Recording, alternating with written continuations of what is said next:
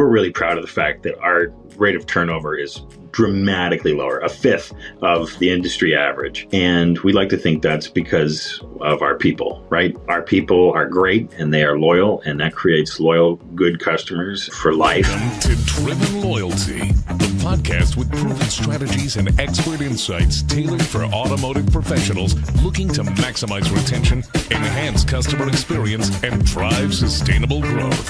Here's your host, Jason Harris.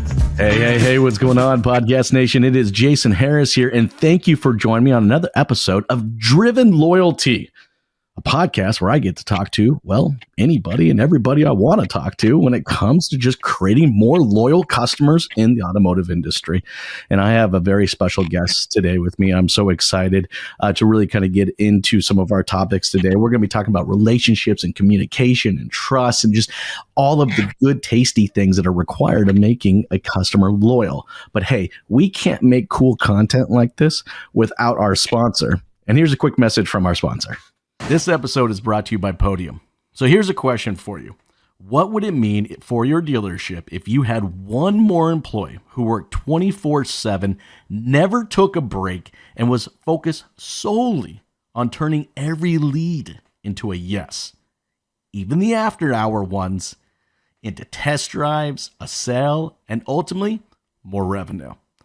Well, let's meet Jerry, Podium's brand new AI BDC. Jerry is a lead conversation machine, ready to jump on every lead that comes in instantly. He can answer questions, keep those leads engaged, and even schedule test drives, all without any direct human supervision. And here's the best part.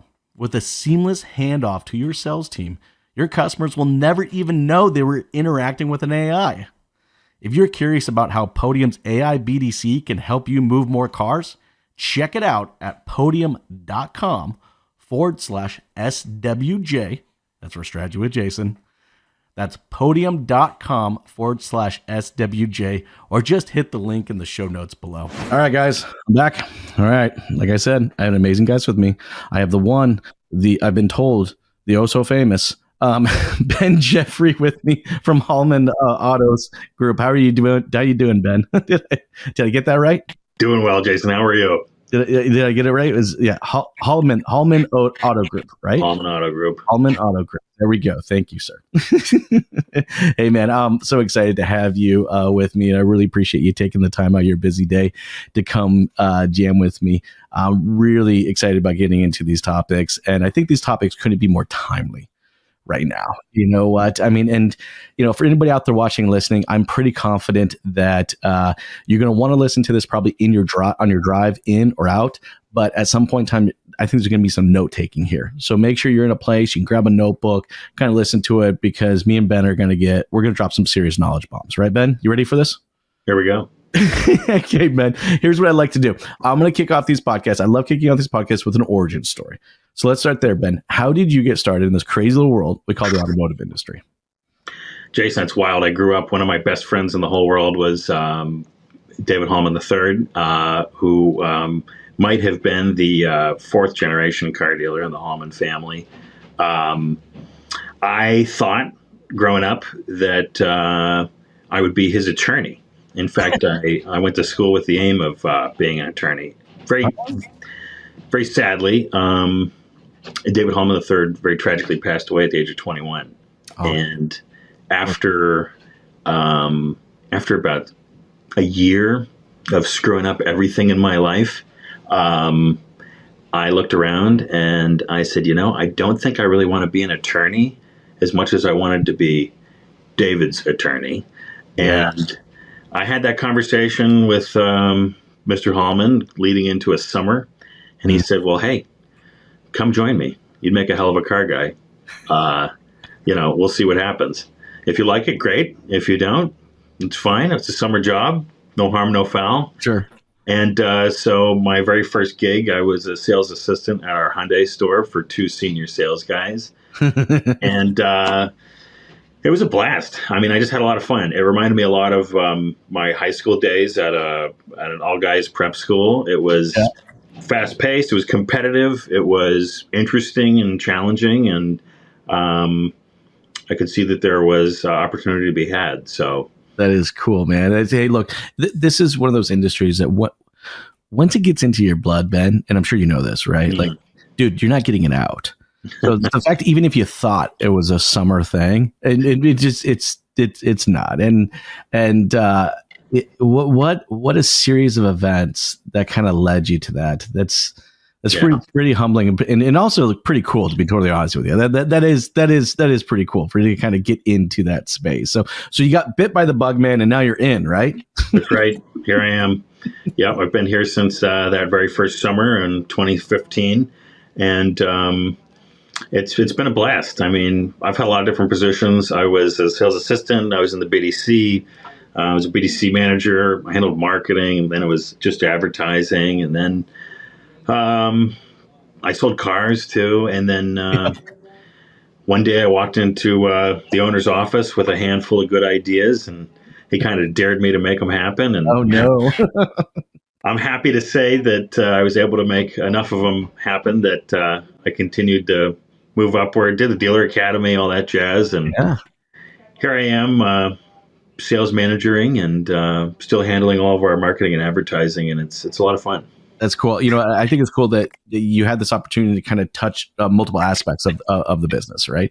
You know, I had a similar kind of path in the dealership as well, right? Like I actually my first dealer was actually, it turned out to be a very lifelong mentor of mine, and you know, he told me that that I needed to work all positions in a dealership because ultimately I wanted to grow up in one day and actually own one, and that was very key to be able to play those different roles and learn from them. Right. Sure. I'm sure you've seen the same thing. It's just kind of how marketing affects sales, and sales needs to bounce from them, and how the BDC needs to kind of, you know, all encompass everything kind of together. And it's just like how you know what it is? I call it the stew, right? Yeah. Bits and pieces of everything, but it all needs to come together where it tastes like really good, you know? But, you know, but there was something me and you were talking about a little bit before we start recording is, you know, look, all of these different departments, you know, they can't gel together and make something tasty unless they kind of have this North Star. Sure. And you guys have this very specific mission statement, and I'd like to kind of dive into that for everybody that, you know, kind of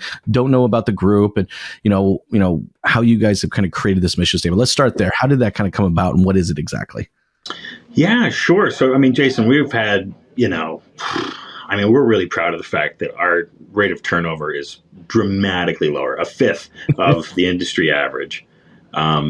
And we like to think that's because of our people, right? And our people are great, and they are loyal, and that creates loyal, good customers for life, ideally. But you know, we've grown up through the years and added stores and people and processes.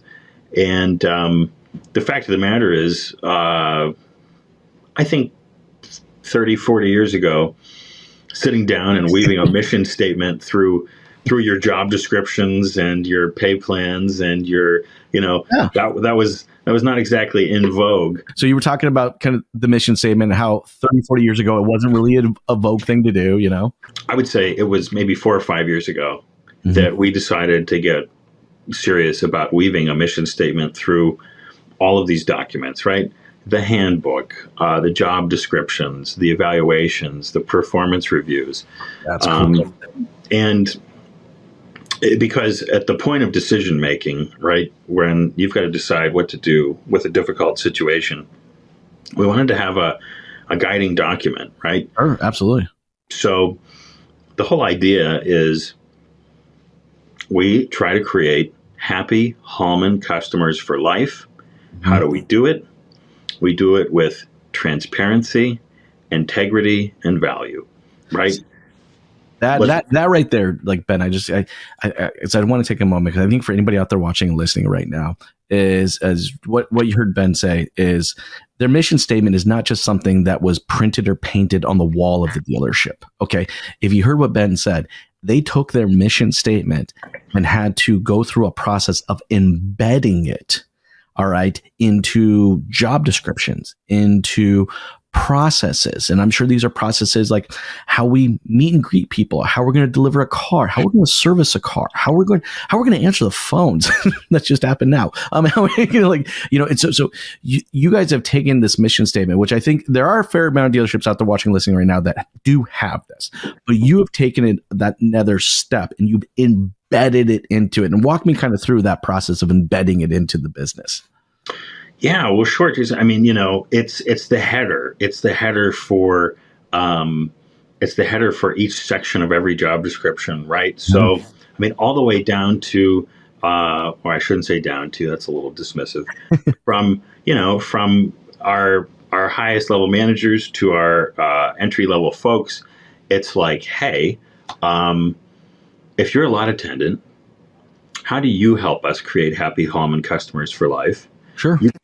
You help us create happy Hallman customers for life by being the last person who touches their brand new or gently used car. Mm-hmm. You create the first impressions when they walk onto the lot, and you create the last impression, right? And so you create happy Hallman customers for life by offering exceptional customer service experiences from the beginning and right at the very end, right? And so, the job description for a lot guy, okay, arrange the cars, clean them, wash them, hang the keys up properly, fuel them up, whatever. You can say all these things, Sure. but I think it takes it a step further if you say, hey man, just so you know, this is why you're doing it. You create first impressions and you create last impressions, and those are really, really important.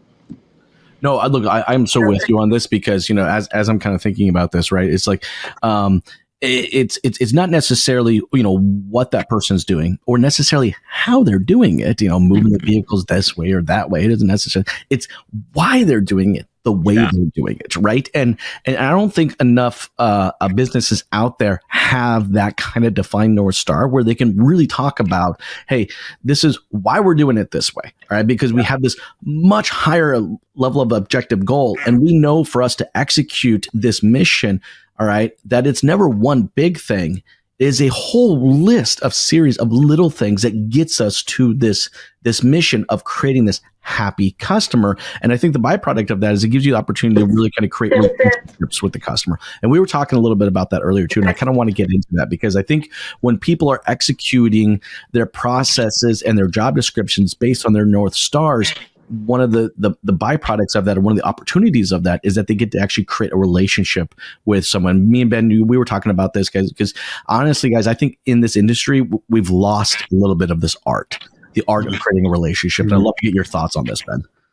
Yeah, I think, Jason, there's a real push in our industry all the time to be transactional, right? Yeah, you live in these 30-day windows, and, we have all these KPIs to hit, and pay plans are often based upon, how many cars you sell and how well you sell them. And, we're an eat what you kill kind of industry for sure. Mm-hmm. But I think the guys that really do well, the folks who really do well in our business are the folks that take a more long-term view, right? Yes. And I'm not talking about like, oh, I got to sell cars next month too. Like it's like, hey, we're all tapped out on that deal. And he's like, oh my gosh, I got to throw in a hat and some floor mats and we'll do it, And it's like, well, it's Randy. It's the fifth truck he's bought from me. Exactly. He's the guy that helped me, put my kids through school by being my customer for 20 years. I think I'll buy him a hat and, hey, Ben, do you mind throwing in the mats? Okay, fine. Yeah, it's Randy. Come on.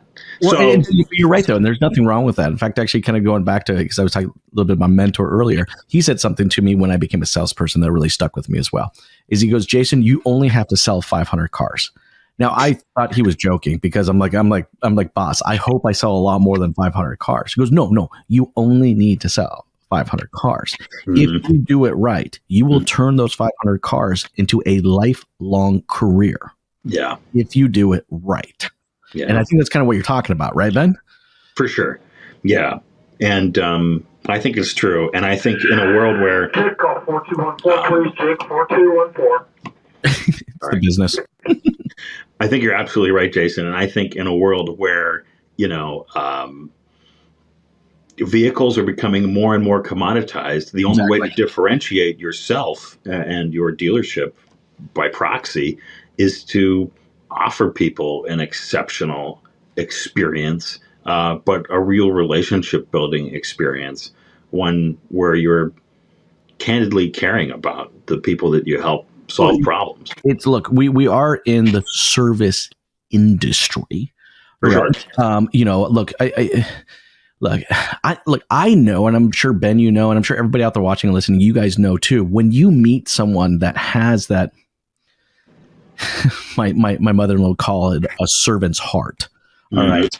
Someone really with real intent to want to serve you and your needs, you can feel it. It's obvious in their body language, their tonality, their words that they're using. You can tell that this person legitimately does really want to serve you, and you can feel that, and that brings that opportunity in to create that relationship, right? But you said something a little bit earlier, and I want to go down because I love finding rabbit holes, by the way. And you mentioned the word experience. So once I hear the word experience, I'm like, experience, because I have a belief, and I want to get your thoughts on this too. Right, at the core, what actually creates a good or bad experience, I believe, is our ability to execute and engage in proper communication, either good or bad. Because I think that's the breakdown of if good communication can make an experience, bad communication can break an experience. But I'd love to get your thoughts if you see this as well. Yeah, Jason. I mean, I don't think this is a hot take anymore. Right? It might be. What I always tell my guys, especially in a post-COVID world, is that I don't think we are selling nearly as much as we are problem solving anymore, right? Yeah. I think, we've talked about consultative selling for how many years in our industry now.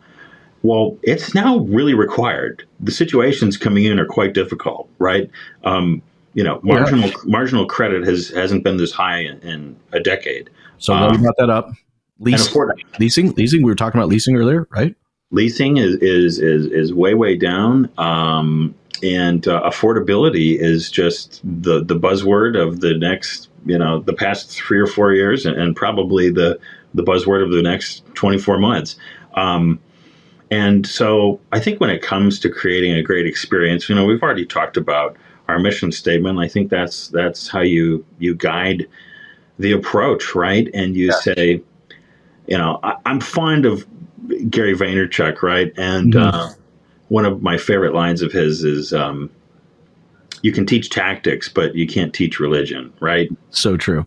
So if you believe the right things, if you believe that we're here to help solve people's problems, right? People buy a new car to change their lives. We help them do it. Okay, how do I help them do it, right?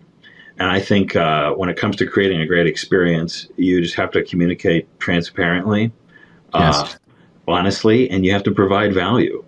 And not to crack open, another whole topic. Let's do it. I love rabbit holes. Do it, Ben. What do you got? But everyone's talking about AI these days, right? And it's fantastic, and we employ it in our sales processes for sure, and it does a nice job after hours and that sort of thing. But salespeople are still the lifeblood of good transactions, where you actually build relationships. And from both a practical standpoint and a human standpoint, right? I mean, as long as people are still walking into showrooms saying, I need a third row SUV, so I'd like to look at a Malibu. Yes. Okay, you're going to need salespeople. And it can't be an AI, because an AI is going to say, a Malibu is a sedan. And they're going to say, yeah, I need 3 rows. It's not going to figure that one out. But no, I know where you're going here, right? Because it's, you know what it is here's what I find, is that it's a balance between people, process, and technology. And I see where you're going with this, Ben, because I think in our industry, I think, people will go to like maybe these big conferences, like I know there's a big one coming up right now. NADA is coming up, right? It is like sensory overload. There's so much going on there, right? And, Sure. and they kind of, I hate to say it, but, there are certain vendors, not all, but there are certain vendors out there that definitely pitch the technology as like this easy button. Like just press this button, it will sell you a car. And it's like, that's not necessarily what I think good operators like you, Ben, are looking for. You're looking for something from a tech. And I love the fact that you brought up technology, and I'd like to go down this rabbit hole with you. Actually, I think this is cool because the technology needs to be a balance between my process, right, and my people, but never to replace. But I'd love to kind of get your thoughts on how you kind of balance the usage of technology and where you've seen it beneficial in your dealership. Yeah, Jason, I like the way you described that. I mean, I think that, when it comes to the balance between people and technology, I'm reminded of one of my dad's lines growing up where, he said to me, hey, money doesn't make you better or worse. It just amplifies who you are. Right. And I think that's what technology does to our stores. Right. Mm-hmm. I mean, you might hate your AI tool. Well, maybe that's because you have like a terrible used car inventory management program going on.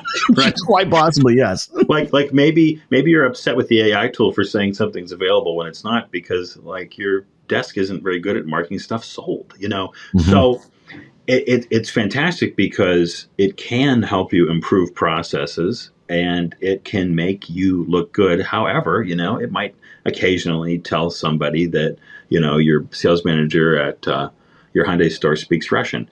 But here's the thing is that's fine, because when you have dynamic people who are tremendous at what they do, they're psyched to have a body in the showroom. They grab the Google Translate app and they get rolling with it, Let's do it. So that's the beauty of the car business, in my opinion, is when you have great, positive, dynamic people, you can enhance your business with technology, but you're absolutely right. It has to be embraced by the team or it won't work.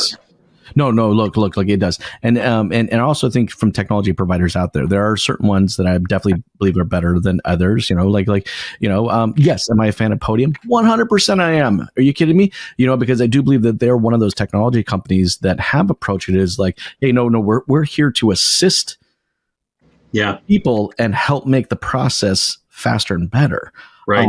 But I'm not here to replace. And I think we're seeing too much of that going on. We're going to replace our people with this and that. And it's not, to your point, right? This is a people business, always will be a people business, right? But I mean, man, Ben, I don't know about you, man, but I look at some of this technology right now and I'm going like, crap, dude, I almost want to go back and be a salesperson because I'd be killing it. I'd be killing it, right? Like, I mean, look, I know that myself, I can only maybe effectively manage a handful of conversations at any given moment, right? The fact that there's a piece of technology that's going to help me handle a dozen or two conversations, like that's huge. Have you kind of see the same thing? Oh, I agree, Jason. I mean, two thoughts on that. One, just very briefly about Podium, because I think this line resonates with your audience. I'd just like to point out that every time Podium has told me, that's a good idea, we're working on that, it was true. Mm-hmm. They were actually working on it. They actually made it happen. They built it. It worked well, and it didn't break. And those things, right? How, Steve Jobs, a Mac just works, right? Yeah, exactly, it just works. It's like that's fantastic and so true about Podium. I love that about Podium. And to your point about it's an exciting time to be a salesperson or in our industry in general because of the technology, the tools available. You're absolutely right. I'm reminded of another Gary Vee line that I've always liked is he's like, hey, what's the ROI of a basketball in my hands? 0. Mm-hmm. He's like, what's the ROI of a basketball in LeBron's hands? Enormous. Huge. Right? So, I think of that. It still requires skilled salespeople to use great tools. That's right. Look, you're right. Technology doesn't fix a bad salesperson. It honestly doesn't. Right. Yeah. What I think it does do is it makes a good salesperson just that more efficient. Better. It just makes them that much better, right? And let's talk a little bit why it makes them actually better. Because when we started this rabbit hole, we started the rabbit hole with communication. And for me, meeting the customer where they want to be met during their communication needs, I think is absolutely key. Ben, look, I'll be the first one to admit, right? When I started in the business, all right, there was no objective. It was a sales process, not a buying process, right? It was a sales process, right? It was like, I have 12-point buying process, and you, Mr. Customer, are going to do my process and nobody else's. And it's like, don't even ask me to test drive a vehicle unless I got a credit card in my hand. You know what I mean, right? Like, no, it's true. It's different. I mean, meeting people where they are, right? I've heard that as long as I've been in the business. Mm-hmm. I think it's true that it's easier now than ever before. One of the things that Podium lets us do is meet people in their hand, on their phone. When they want to be and how they want to be. Absolutely. Yeah. And that's what's so great about it is it's not bothering them with, blasts. It's not giving them irrelevant communications about an oil change offer, 8 days after they bought their 2024. Exactly. It's actually having real meaningful conversations with them about. There you go. Meaningful conversations. Hey, have you considered your lease end options? Some of these conversations, they'll go on for 3 months, right? And that's fine because my BDC's in there every day looking at the Podium dashboard. And well, it's that working together. See, I love that. Anybody out there watching, listening right now, it's the technology and the people working together to ultimately execute better communication. Now, what happens? And Ben, we talked a little bit about this before we started recording, because there's this magical thing that happens when we're able to execute communication and engagement at a level that far exceeds the customer's expectations. There's a magical thing that happens when I communicate with my customers better than what they expected I was going to be. I have this very crazy opportunity to create trust. Yeah. And some really crazy things can happen when, that now we're really getting into loyalty, because when I trust you, I am loyal to you. And Ben, you have some amazing examples of this at your dealership right now. Can you share a couple? Yeah, absolutely, Jason. I mean, what comes to mind is a gentleman who's been writing service for us for a very long time. His name is Mark. And, he's a great communicator, and he meets different people where they are, for sure. And from, young folks to old folks, he is just an absolutely great communicator. If he has one flaw, I think he overwhelms himself sometimes. But now, what's the byproduct of him being that good of a communicator? Yeah, well, what he's he definitely communicates very well. He creates great trust with his customers. Yep. And because he creates great trust, they adore him, they trust him. And my gosh, we've got old ladies bringing him cookies for his birthday. We've got folks saying, "Hey, you should really consider dating my daughter." It's a riot, but he deserves every bit of it because he's a great guy who provides a great service, and we're very grateful to have him on our team. See, look, guys, if you're out there watching, listening to this, I know there's a lot of dealerships that you'll have, someone like this, or you may be lucky to have a handful of like this. Now, I do believe that if you commit to the people, the process, and the technology, you can actually create an entire dealership of these types of people. Right. You really can. And I think that should be ultimately anybody's objective out there is to do that. But man, when you get that trust, now that's loyalty, right? I don't care. I don't care where that person moves or what other kind of car they buy. Look, I was a salesperson. I literally have customers call me, asking me about a car, and I don't even work at that kind of dealership. Right. Yeah. They're like, well, don't you know somebody? Can you help me find it? You know what I mean? Like it's that loyalty that I just think as an industry that we need to, that needs to be our main objective, right? Because we're losing customers. And we talked a little bit about this before, Ben. You see the same thing. We're losing customers. We're losing them because our lease portfolios are not as large as they used to be. We're losing them because, like, guys, financing is crazy, man. You got people coming in that are, upside down in some pretty amazing cases, and that's going to be difficult in itself, right? And then in the service department, like the industry stat right now is over 60% of the customers after the warranty expires leaves and doesn't come back to your dealership, and that is a number that tells you that you're not focusing on the loyalty of it. And I know, Ben, you guys are doing that, and you guys have seen the rewards of that, haven't you? Oh, we absolutely have. I mean, when I went through the dealer academy a handful of years ago, the instructors, they said to me, these numbers can't possibly be right. You can't possibly, they're like, you can't possibly be doing 60% service to people who didn't buy their cars with you. Woohoo! And I said, I mean, if you say so, let me check on them. And I mean, I did. I spent lunch checking on them, and it's legit. And the reason that we're a local service center is because we have these riders that folks have great relationships with, and we have very skilled technicians, and we compensate them fairly, and we just try to do right by people. Well, and keeping that, and I know you guys are doing right by people because it is in your mission statement that your entire dealership it's their North Star, right?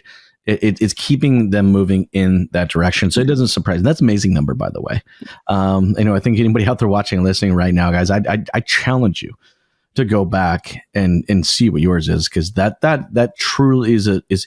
Here's the thing with loyalty is you can measure it. All right. Mm-hmm. That is a perfect example of measuring real loyalty. That's not retention.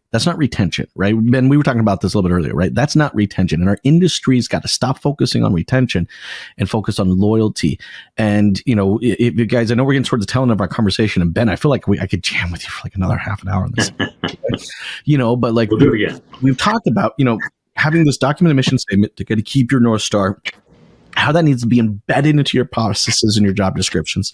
When done so, that gives you the opportunity to create real relationships.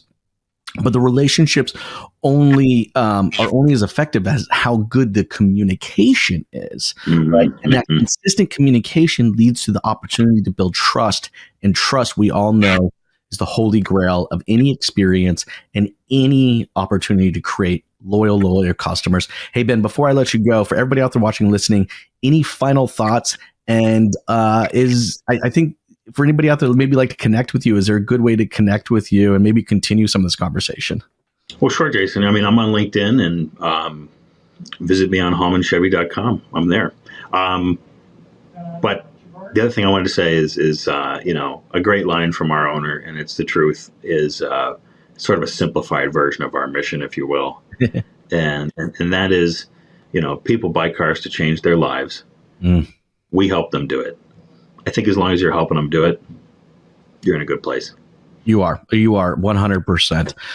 Ben, this has been a really, really fun conversation. And everybody out there watching and listening, I'm sure you've enjoyed this conversation as well. Hey, one of the biggest compliments that you can give myself or Ben is share the show. All right. That is literally the biggest compliment you can ever give one of us, is by sharing the show. If you got a coworker or a manager or an owner that needs to listen to some part of today's conversation, share that show. It absolutely means the world to us when you do that. Hey, for everybody out there watching, we really appreciate your time. And Ben, thank you so much for your time. This has been an absolute blast. You all have yourselves an amazing day. Thank you. Thank you, Jason. Thanks for tuning in to the Driven Loyalty Podcast. Don't forget to like, comment, and share. Happy